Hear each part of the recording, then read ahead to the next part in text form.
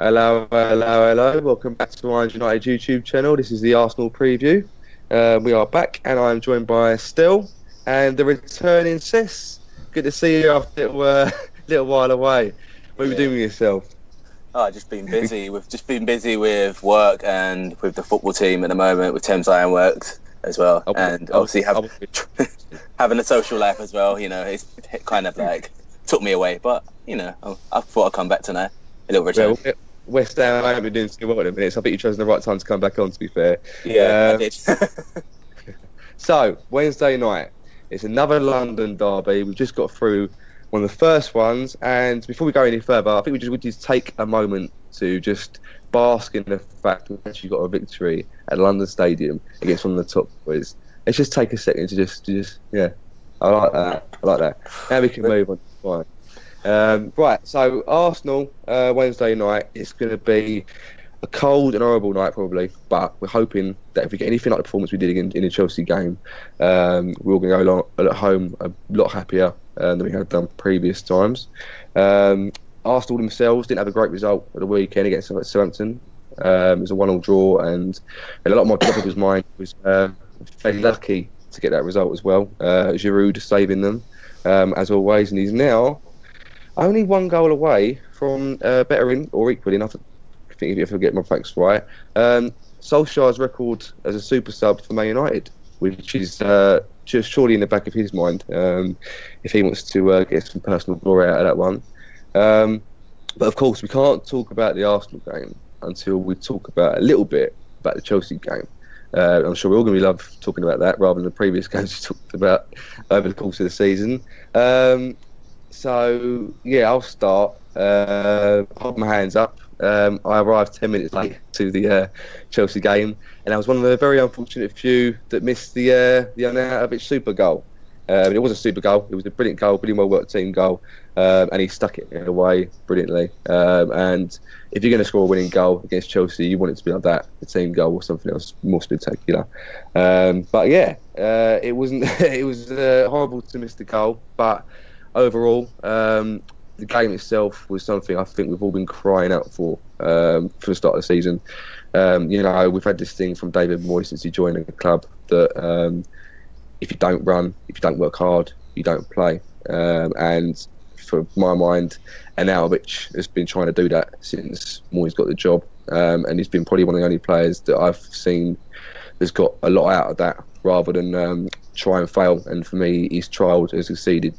And fair play to him for his goal, jumping into the crowd afterwards, which was mirror image to I think what Tevez when he got his first goal for the club, jumping in, almost kung fu kick the fans at the same time. But it was brilliant to see a bit of passion from one of our players. So that was sort of, that was brilliant to see. But we'll quickly go to you still. What's your are you recovered from the victory on Saturday? Recovered in a good way, I presume. Oh, absolutely, yeah. Just got my voice back in the last day or so. What can I say? It was we all went to the stadium a little bit apprehensive. You know, with City, Chelsea, and Arsenal. You know, people were wondering were we going to get anything from any of those teams.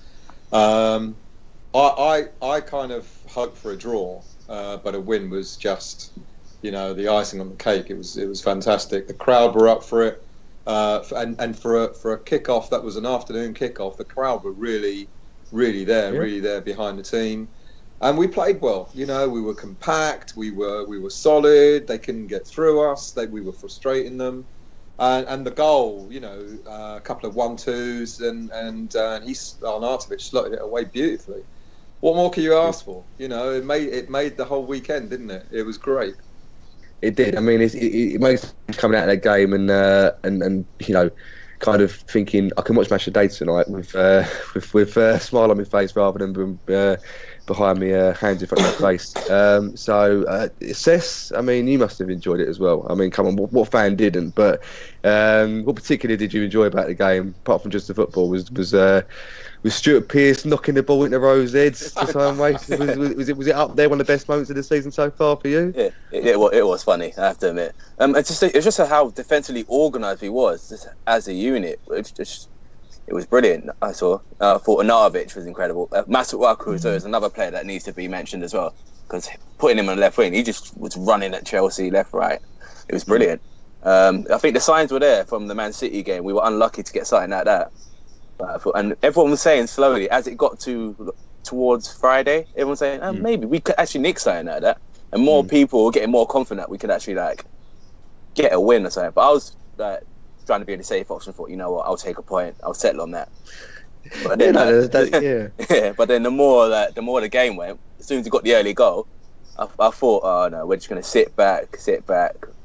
But my heart was in my mouth, everything. And I think you and many other fans are the same. Yeah. It was one of them. I mean, you know, we all talk about Masuaku, of course, as we will with every player that played in that game. But I think I was in the preview with Dan last videos a couple ago when I said that I fancied getting a result against Chelsea more than Arsenal, and I was right. But that's about me. It's fine. It's nice to get a prediction right. Yeah. But you know, I think with Chelsea and Arsenal, it's two different kettles of fish, and I think with Chelsea, the kind of more tactical. For me personally, anyway, and I think Arsenal have more pace in their side, especially in attack. You know, you've got players for them like Lacazette, like Sanchez, and you know, burst of pace from the wings as well with Bellerin and what have you. The way they play football is completely different as well. I think Chelsea have that Italian setup where, you know, they love a counter attack as much as anyone, but they've also got kind of a physicality to them as much as a skill base is concerned. But you know, we've got to take that on the chin. I think, like you said, Sis, I mean, everyone was sort of buzzing off the Man City game despite the fact that we lost it. But I think everyone, as a general, you know, consideration is that, you know, the way we played against Man City gave us a boost that, you know, we're West Ham fans. We don't expect us to win every game, but what we do want to see as a minimum is heart, passion and desire. You know, it's something that as West Ham fans, you know, we don't ask for the world. We just ask for, you know, a bit of hard work and graft, and that's what we got in the Man City game, and unfortunately didn't come out with a win. But we come out with a result against Chelsea, and, you know, happy days. It doesn't happen very often. But hopefully the times are changing now, and we've got a new setup, and hopefully that can move forward.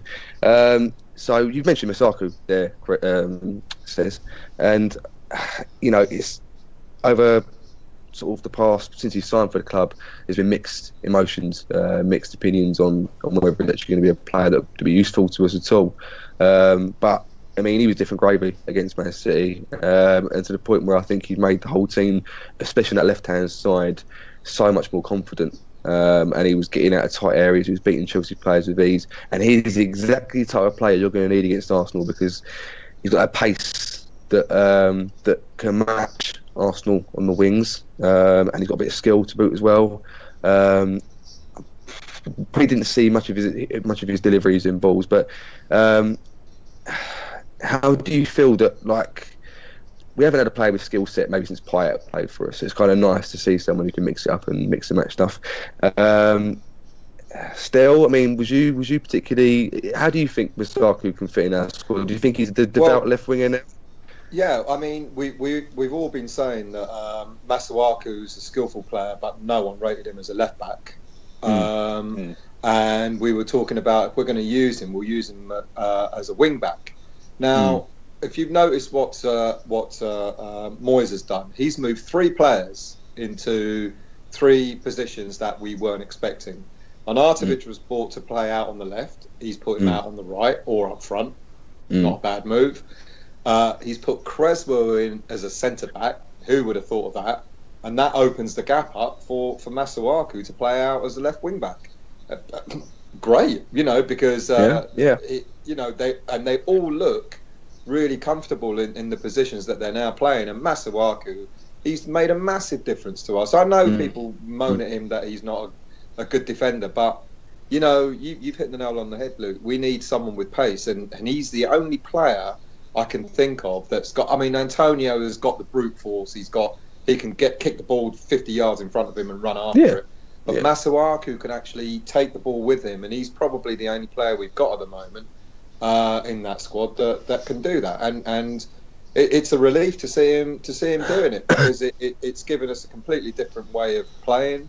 Now the opposition has got something to worry about with us, rather than us continuously worrying about the opposition. So I think, moving 3 players in 3 different positions has been quite a good move from Moyes. He's allowed players to play in positions. Yeah, so it's good on Masuaku. He's taken his chance. That's good on him. Well done on getting the man in the match. I think it's well deserved for me. I think Arnautovic was up there. It was kind of a steal between them two to get it. You've mentioned Antonio in there still, and there's massive talking points on him on social media. There's a lot of opinions going about pros and cons of his game Saturday. We'll go for that with Cess first. He's received criticism of the way either he came off or the way he was playing, his fitness levels and what have you. Was you happy to watch him? Do you think he done enough on Saturday, or do you think it was kind of we should have brought him off earlier than we did? I think we should have took him off earlier. Because you could see that as the game got on, as the minutes kept going on, he was getting more and more tired. It's just something just didn't seem right with him. But it's been like that for since weeks. He's not season almost. He's not felt the same, and I feel bad for him because everyone's just getting on his case. But I think the right point. I think around this Christmas, I think we need to give him a rest or something. Yeah, I'm under the impression that I'd like to see him sort of be given. I know this is stretching it a little bit, but I think he's one of them players I'd like to say just have a month off. Seriously, have a month off, because the thing with a guy like Antonio is you're not going to get the best out of him at anything less than 100%. He's one of these players they're so robust and so beastie. That's the right word to use in his play. He won't slow down. He won't give any less. He won't. He's so strong in the way he plays that he is going to give his body a complete and utter workout. And the problem is when you do things like that and when you don't hold back the way you play, exactly. And there's people around. To be fair, I don't know how you two are with this opinion, but I have no idea why Moyes took Arnautovic off and not Antonio. I don't. Yeah. I was baffled myself. I couldn't believe it. I was like, what? Antonio. It was a strange one. Sorry, Seth, go on. No. You can see Antonio is fucked. So it's just it was okay, I know Antonio's going to come off. I just saw Arnautovic. I was like, what? He's having a really, really good game. He's getting taken off. I couldn't. I just didn't understand it. And then Antonio put off later, injured. The funny thing is that where I sit in the stands is quite high up, so I'm on the top tier. And we saw Antonio, the people I was sitting with, running to the right wing, running to the other side of the pitch. And we jokingly thought he was just trying to waste time by taking longer to get off the pitch. And then we realised that he actually wasn't going to come off and Arnautovic was going to come on. And for me, he was doing twice as much work as any other player on that team. I was really impressed with the way his industry was on Saturday. And it was kind of a bit baffling. You kind of think, well, for at least the last 10 or 15 minutes, maybe even 20 minutes, myself and a lot of fans around me were saying that he looked knackered. He was doing nothing. It was no use to the team being on there. It's only going to make matters worse. And you could tell he wasn't. Not that he didn't care. He just knew that he couldn't give his 100%. I think in the end, there are rumours that he kept talking to Moyes. He kept talking to the staff on the sideline, saying, "I need to come off. Please bring me off." And this was a good few minutes before he eventually sort of flung himself to the ground and said, "I just can't go on no more. You need to bring me off." So it's something that we need to look at, and it's something that the club need to sort of have a little guesswork and see what's actually going on there, because the guy like Antonio does not go down easily, and he doesn't volunteer to come off either. And for me, he's a massive team player. There's different opinions on him since the Crystal Palace game, but I think that's a complete, that's up to people what they want to think about that. But we've covered sort of that. But I mean, I didn't really.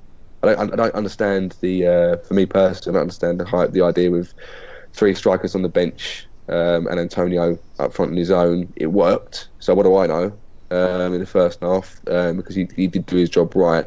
But if we'd have got an injury or something in the midfield or the defence, how would we cope with that? I know Rice is in there, but there wasn't many options for the midfield. And going on to the midfield, Someone who was back in the squads was, of course, Mr. West Ham, Captain Fantastic, Mark Noble, who I know I missed the first 10 minutes, so I kind of let myself down by admitting that, but I have to be true on here.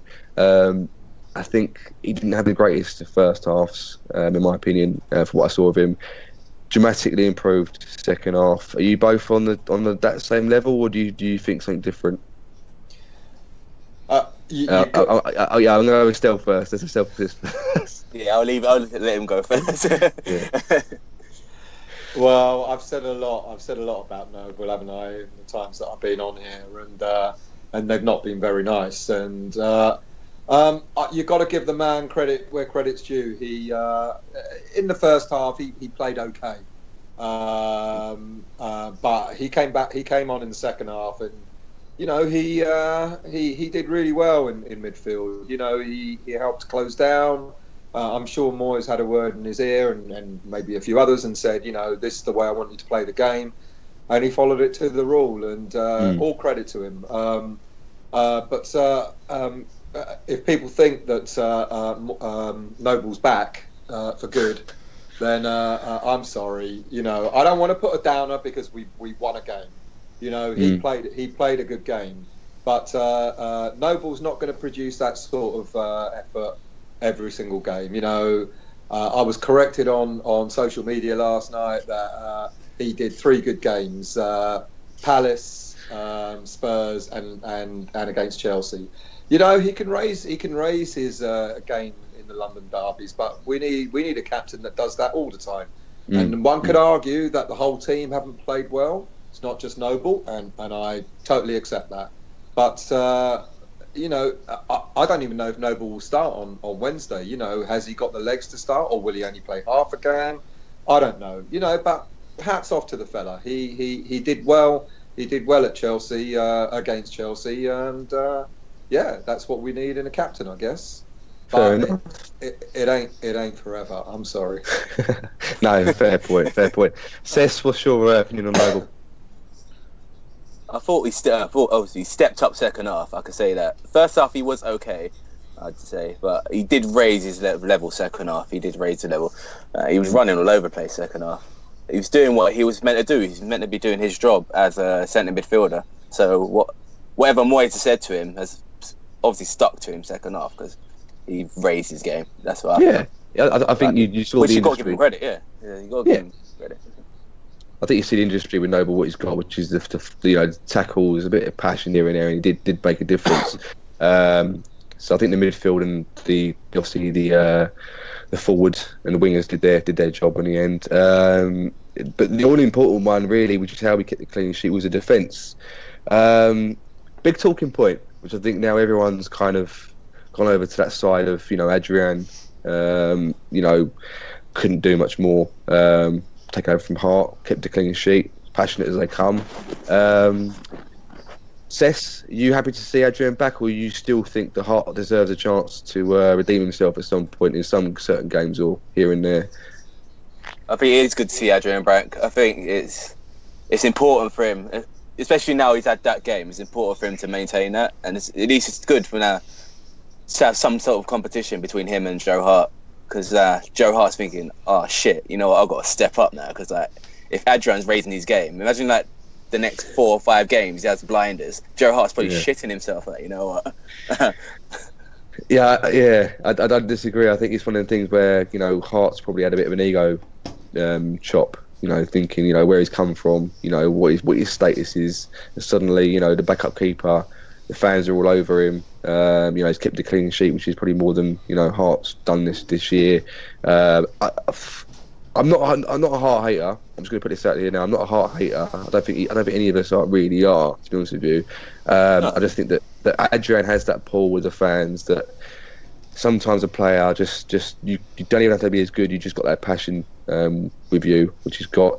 Still, he's kept a clean sheet. He had a good performance. Adrian out of 10, and do you think he'll hit his place for Arsenal? A stupid question, but it's a talking point still. If he doesn't keep his place for Arsenal, then there's something seriously wrong. Because he did. The defence did well. Adrian didn't have a lot to do. You know, and how many times have we been able to say that in a game so far this season? But what he had to do, he did all right, you know, and there's no reason. He didn't do anything to suggest that he should be dropped for the Arsenal game. I've been an advocate of Adrian. I've been saying it most of the season. I'm really, really glad he took his chance against City, which meant that he had to play against Chelsea. And fair dues on Moyes. Moyes said he's going to give the senior players a chance. If the senior players, don't pull it off, then he's gonna replace them. And Adrian's taken his chance. And now I hope he keeps his place. He's got a rapport. It's not just with the fans, and I know everyone goes on about he pulls the gloves off, takes the penalty. It's not just about that. Brilliant. But it was brilliant. Yeah. But he's got something. He's got a rapport with the defenders as well. He seems to. I'm sure it's Moyes that had the tactics set out, told the defenders what to do. It's the keeper's job to make sure that defenders are doing what they're asked to do by the manager, and that can only mean that he's communicating with them, and he does communicate with them, and that defensive unit works so well on Saturday. Not just the defenders, but with the keeper as well. So long may it rain. I hope he stays for the Arsenal game. The only thing is, though, it does mean we might go out of the cup with Hart playing in goal. But hey, there you go. That's life, I guess.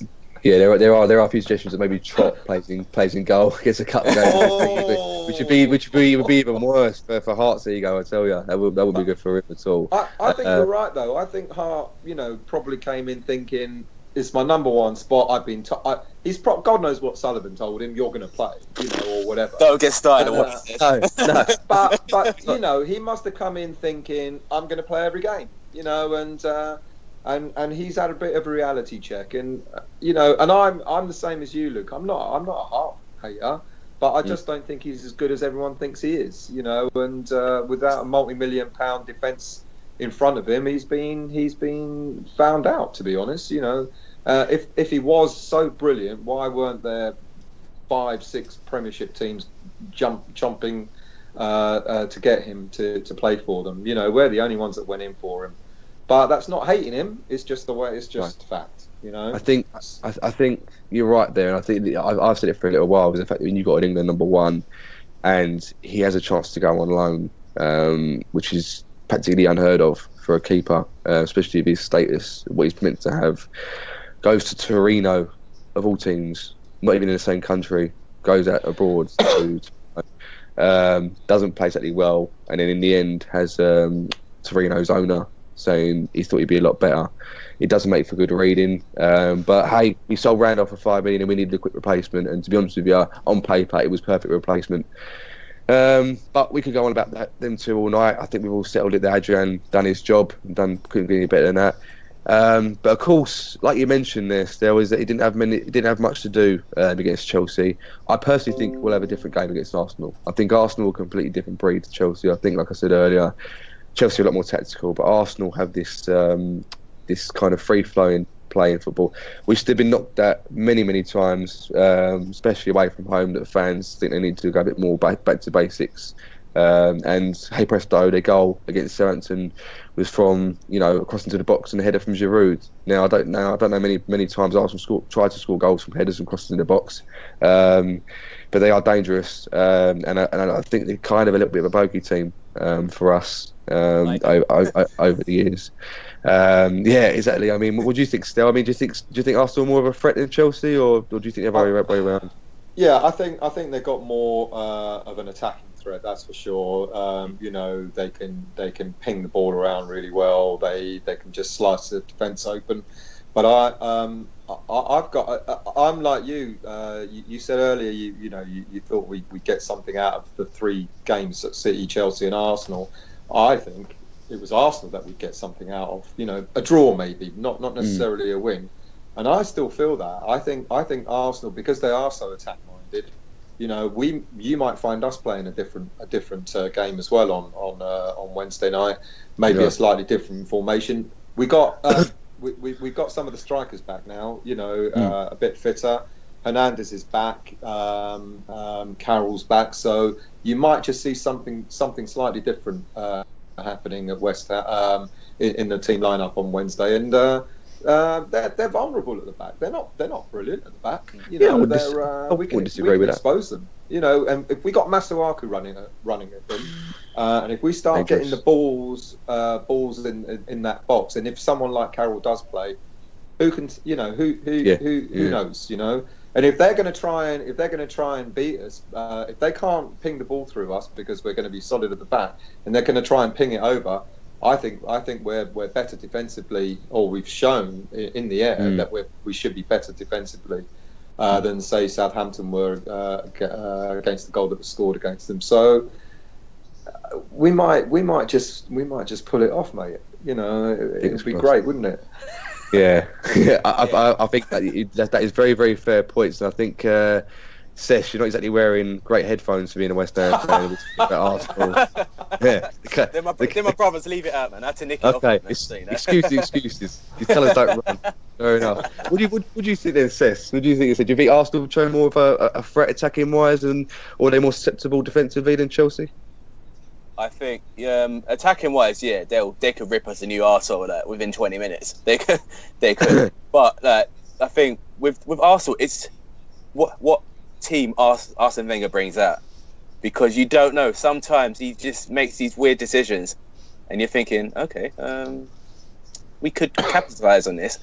And sometimes they leave gaps in the middle as well. So centre mids, they're not really that comfortable. But unless they put Wilshere in, I think Wilshere's a really, really good midfielder. Centre mid. But defensively, they are really, really suspect as well. They're not really that confident. I've had a lot of fans who've got Arsenal mates that have been complaining. When are they ever not? They've got a whole fan thing dedicated for them moaning. Yeah, they complain about Xhaka as well, he's a bit like. Yeah, you don't know with Xhaka. That's fair enough. We haven't really covered the defence though at the minute, and it was probably one of the greatest games that a defence is ever going to play, especially this season against Chelsea. There were very, very few chances that Chelsea had. Arsenal suspect in defence. I still don't trust our defence. I know we had a great game against Chelsea, and players like Abona stepped up, and Zabaleta seemed about 5 years younger the way he was playing. But the partnership hopefully can carry on with Reed and Abona as good as it did on Saturday. Cresswell seems to kind of be using more and more as a makeshift centre-back on the left-hand side. And he hasn't done too badly there, to be fair. He's not made any mistakes. He's not been very culpated for because he's coming in or whatever. Would you kind of put a makeshift back five with Masuaku as a left wing back, or would you just go, no, do you know what, he needs to play more as a left back? I'll hand this to Seth first. I mean, are you happy to see Cresswell as a needs-must centre back makeshift, or would you like to just go, no, I want to see more played at about, an out left back? To be fair, after Saturday, I wouldn't change much of the team. The only change I'll make is Antonio Fernandez or something like that, to give Antonio a rest. Other than that, I'll keep it as it is, because you don't want to chop and change it too much. Understandable, totally understandable. Fair enough. Still, I agree. I think Moyes had no choice but to play Cresswell as a centre back, because I'm sure if he had three fit centre backs like Collins or Font or whatever, he would have played one of them. But I'm quite glad that Cresswell is playing the position he's in, because he looks, less is expected of him, if that makes sense. We normally expect him to dart down the left wing, dart back when we lose the ball, etc. Whereas now he knows he's just got to stay solid. He's got to stay close to the other two centre backs and do his job. And I agree with Cess. I think the only change we might see on Wednesday is up front. I'd keep Masuaku as a left wing back, because he'll cause problems for Arsenal. He'll definitely cause problems for them. And you're right, Luke. What's happened to Zabaleta? He must have taken something, because he was. I mean, the man. I mean, we know he's a good defender, but we also know he hasn't got the legs that he used to have. And he played immense. So you know, he ain't going to cause them as many problems at Arsenal down the right flank, but he'll stay solid there, you know, and we're going to probably need that if you've got Ozil, you've got Sanchez and all that darting around. He's going to have to stay on his game, and with him and Reed alongside him as a right-sided centre back, I think it's okay. So, you know, I'm obsessed. I wouldn't change much of it at all. You know, I think we keep it solid at the back. You know, they'll struggle. They'll get frustrated as well.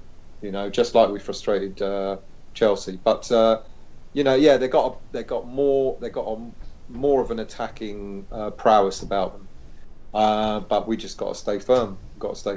Yeah, no, I think it's a very, very fair point. I mean, hopefully that confidence sticks with them. They don't go for anything and knock on confidence. I mean, why would you? You've just got a result against Chelsea, Premier League champions currently, and it's all looking swimmingly at the minute, which is always dangerous being a West Ham fan. You always get too sucked in and a bit teased by the latest result. You mentioned Fonte there, and I don't think we can quite ignore the comments made by a certain Mr. Sullivan prior to the Chelsea game.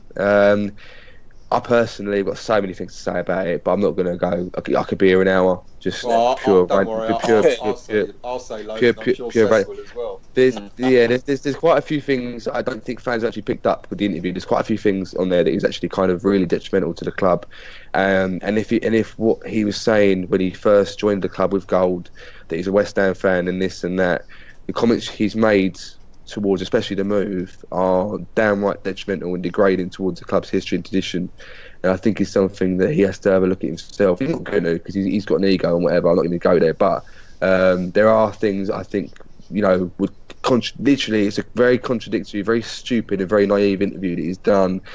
But one of the main points is the fact that we've got two players. One is out on loan and one is currently with us injured, not playing, but it's actually had quite a good season so far. And Fonte has today come out and very professionally responded by basically a little ignorant comment, but then just saying, I'm going to do my bit and stay professional. I think everyone was thinking, great, you've had this interview, we're going into a game, a massive London derby with the Premier League champions Chelsea. What's this going to do to the players? I'm not sure if the players thought, Sodger Sullivan, we could go out there and we're going to prove that we are still a club, regardless of what you said, you're bringing us down and whatever. I don't know how long we want to do this, but I mean, have you got any comments, boys, about the interview with Sullivan? Is there anything you want to get off your chest quickly about it? I mean, you know, I've got so many things to say, but I'm not going to go into it. There's another time to go through it. Well, but yeah, still. Yeah, I just wish he just wouldn't open his mouth, to be really honest with you. That's about sums him up. It sums him up. The bloke, he's an arrogant git. He's got the money, so I guess he can do and say whatever the hell he wants. To actually put down two players that are still part of the squad in the way that he did is just, I don't know what he's thinking. You know, I don't know what's going through his head when he comes out with crap like that. You know, and about the move, and about, I mean, you know, it's like you said, Luke. We can go on about this all night, but we know what the board's like. You know, do you know? Yeah, it's not that I like Gold much more, but at least Gold doesn't come out with shit, you know. Or you say that, he comes out with less shit than Sullivan does. I think if Sullivan had Twitter, it would be a downright more meltdown than Gold has. I think Gold is a bit more naive, but I think he does it on a slightly smaller scale on Twitter when he decides to come out and reply to you know, the suck-up tweets that he gets. Yeah. I'll take that back then. I was wrong. No, you're right. Yeah. I think it's one of the things where I think Sullivan waits and then he does it in one big swoop, like after every 6 months or a few months. So whereas Gold will do it every other month on a tweet. He thinks he's clever. He thinks he's, you know, he's made money. You know, so I'm sure he's smart in some ways. But he hasn't got etiquette, you know. He doesn't know how to hold himself in court, you know, in an audience. He thinks that his comments are smart and you know, but all they're crass, they're crude and it makes him look like the small man that he really is. You know, He's got money, all right, fair dues to him. He's got money, but the guy has got no decorum. We haven't seen it. He's got, We haven't seen the money. If he's got money, mate, please bring it. Oh, he's got enough money in his back pocket, mate. That's for We're sure. not seeing it, mate. I tell you. You know, put your money where your mouth is, but you're not doing that. You put your mouth out there. Cess, what's your? Sorry. Oh, sorry. No, sorry. I thought you know. Sorry. I was going to say, you know, just quickly, you know, he said he's not the director of football yet. Yet on the accounts, he's down as the director of football. You know, and he makes all the decisions on the transfer deals. But he says he doesn't make any decisions on the transfer deals. It's always the manager. I mean, the guy thinks we're all fucking idiots. You know, that's the thing with him. Shut up. No, you're fine. What you're saying is exactly true. And the funny thing is, I think he kind of thought of, if I say Fonte's crap, Snodgrass is crap, which the fans have more or less been saying since we signed them, that the fans are going to go, yeah, he thinks they're crap, he's going to sell him in January. Oh, yeah, brilliant. No, it's almost like you're trying to be, you know, the kid in school who wants to be everyone's best mate, so you're going to say everything that they want to hear, but at the same time, it's the most worst way of doing it. Seth, I don't know if you've got any comments to make on it, mate. I just think the keys are the prick. just pointing it out there, man. Honestly, yeah. I just think what goes through his head, honestly. Reading that whole article, you just read down, it just got worse and worse. Yeah. Worse and worse. When it got to that Fonte and Snodgrass bit, I was just in disbelief. I was like, why is this guy just spouting so much shit out of his mouth? And I'm glad, fair play for Fonte to acting professional, because another player would have like reacted in a bad way and literally would have lost his head. But fair play, he kept under control. But I think he's just like an egomaniac. He just thinks that. I think the way he worded it, he thought it was clever. He thought, I know they're not going to notice if I say it in this type of way, people are not going to clock on. But we're not thick fans, you know. We know what you're doing, and that's just. I'm so glad he ain't on Twitter. That's what I'm saying. I'll just put it. Actually, I'd love to give him a bit of abuse. I wish he was on Twitter. Yeah. I think you know, he wouldn't get a night's sleep. His phone would be beeping all fucking day. You know, with people sort of commenting back at him or at him. You know, I think he might hijack Jack or Dave Jr.'s his phone every now and then, and there's certain things I think come from him. But yeah, it's not great. I mean, the only thing we can say is, as an extra, just on this last point regarding the interview, Fonte's come out and responded, but the same day I think it was Snodgrass come out and responded with a very the tweet. Was that the tweet? Yeah. The tweet, there's a sentence in there which basically said, everyone's telling me he's saying this as if I'm meant to be surprised. That's to not be shocked by those comments. There's a lot about the background. There's a lot about what he thinks and what he's perceived since he's been at the club. And perhaps, you know, the fans want him out. You know, there's not really many players, especially Noble, coming out, the captain, and saying, no, the owners are doing a pretty good job, blah, blah, blah, blah, blah. No one's come out and said anything. No one's come out and supported them. It's just been literally left for the fans to go out and give their 2 pennies worth. Like I said, we can talk about this to the end of time, and probably will do at some point. I can't see this dying down. It's probably linger around for a little bit. We've talked Chelsea, the Chelsea game. I think we can all, you know, we could dream about that till Wednesday night before kick off against Arsenal. We've talked about the interview quickly. Let's talk about Arsenal, the team we're going to face, because I think there's a lot of talking points regarding this. Mesut Ozil loves to go against us. Let's just get that out there, which is going to be not great reading for us. You know, you got players on there like Lacazette, who either doesn't start or comes on a sub. Or starts, he scores goals for fun. I think, you know, he's had a bit of a drought, but he has it in him to score goals for fun.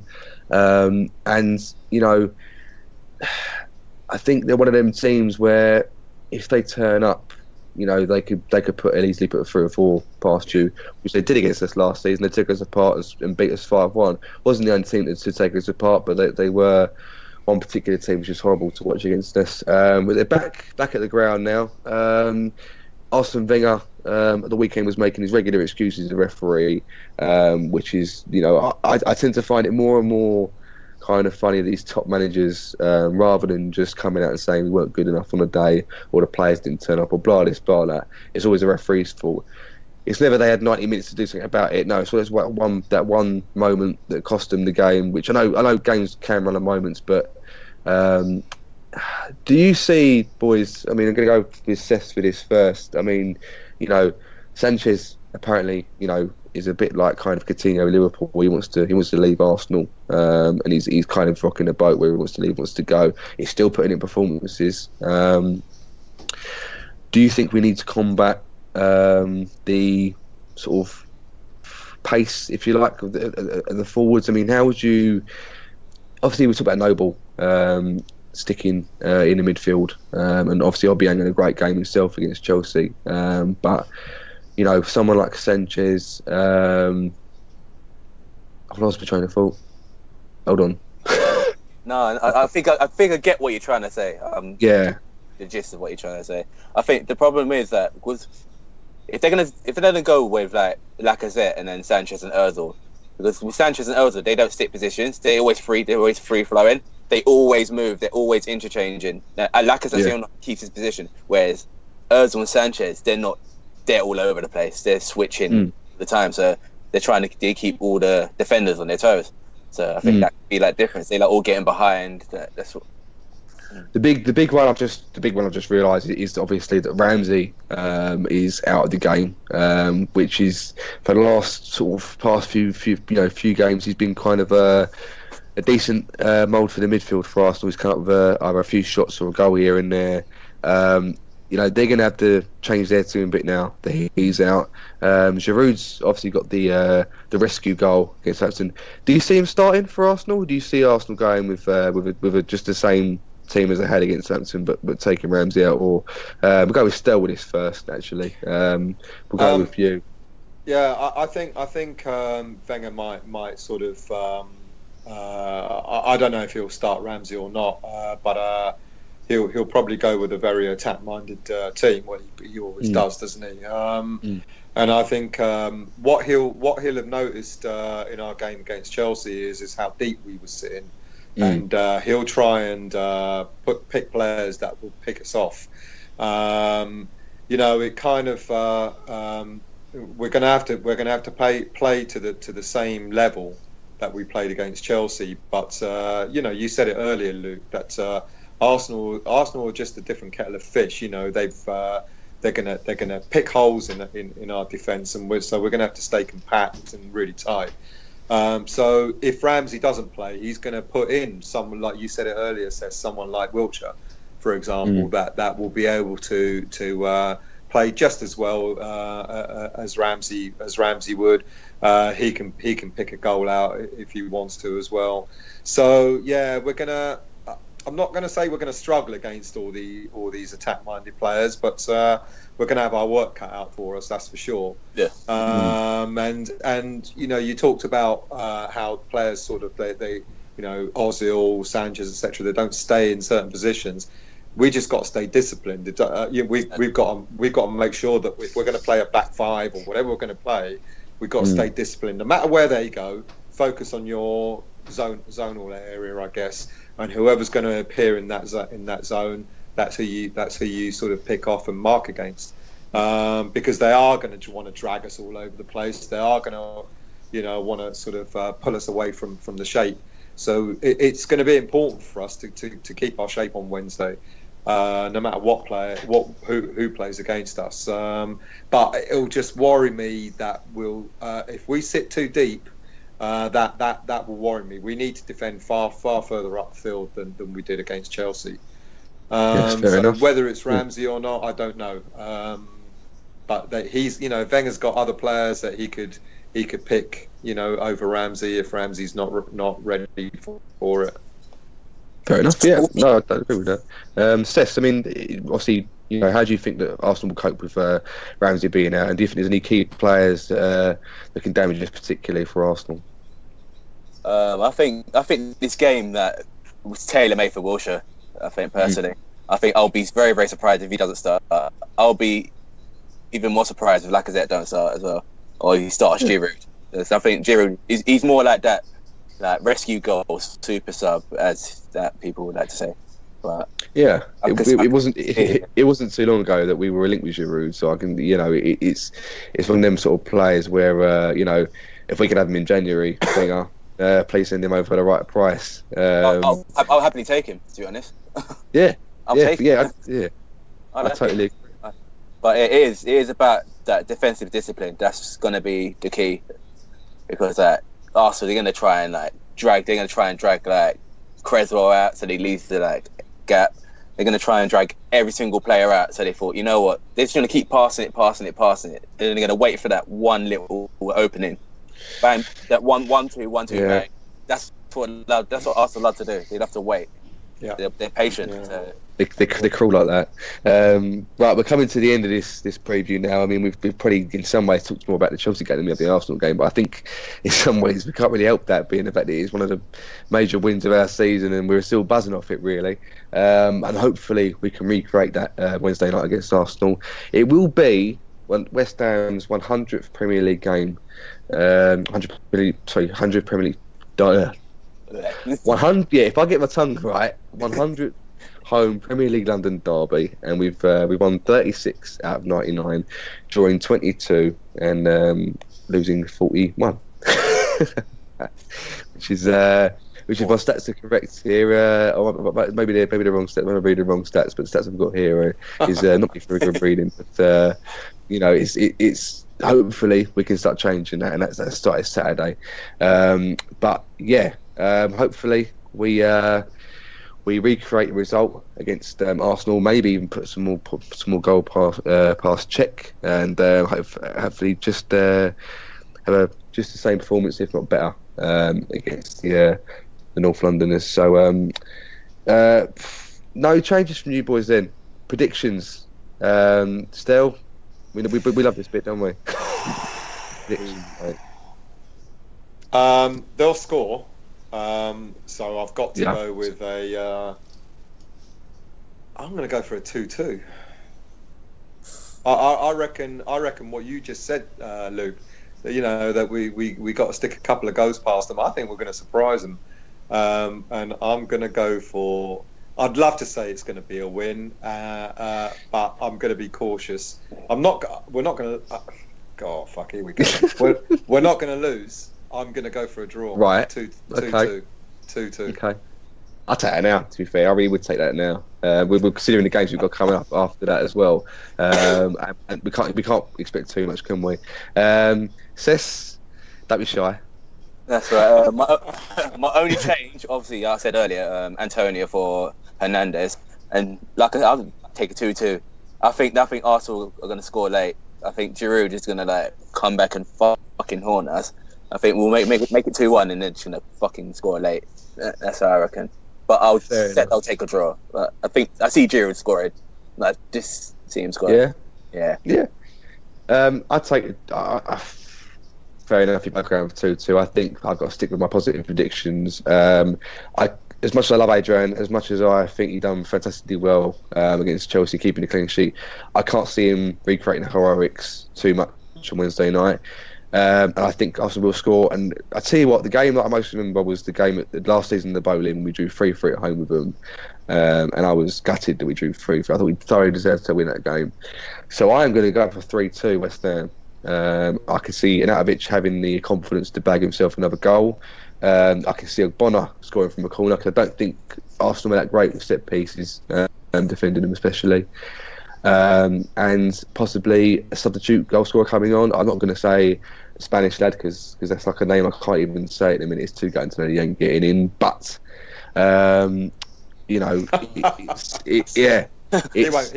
start. No, he won't come on. I'm actually getting pretty sick and tired of seeing Sacco coming on, to be fair, knowing he's going and knows he's not going to put in too much into it. So hopefully we get either a Carroll goal or an Io goal or someone, maybe even Declan Rice home first goal for himself in the last minute. Be beautiful to get it last minute. I reckon he only put Sacco on because Carroll and Hernandez weren't match fit. I reckon. I thought if they were both right, I think he probably would have brought Hernandez fair on. Point. I would have started with Sacco personally if that's the way we're going. But obviously it's a tactical decision. Agreed. with Antonio, which worked, as I said earlier. I know obviously nothing about football, so I'm talking about managers' decisions, as we all know. Right, we're gonna knock that up here. Thank you very much, boys, for joining me. It's been a pleasure talking to you. Hopefully we get the same result against Arsenal as we did against Chelsea, and we start climbing the table. So thanks, boys. Thanks for joining. Cheers, Stel. Cheers, Sex. Don't be a stranger, mate. Good to see you back. Get the Arsenal headphones off. Get a new set of headphones, will you? Decent colour this time. Doesn't have to be character something. Nice one. Cheers, boys. Up the garden. Next time.